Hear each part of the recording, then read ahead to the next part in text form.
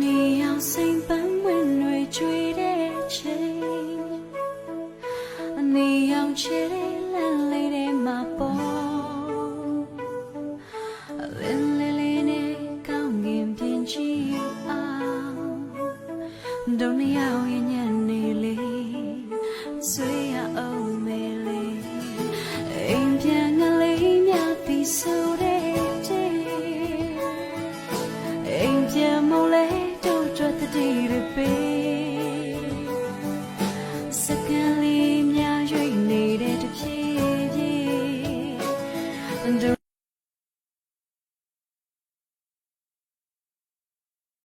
ရှင်သန်ခြင်းဟာမျောလင်းချက်တစ်ခုနဲ့မမရဲ့အရှိမကောင်းကောင်းခြေဆုံးရခအသက်ဝိညာဉ်မပြီးပြင်းတဲ့ကျွန်တော်ကြောက်ရွံ့ဖြစ်နေပြောဖို့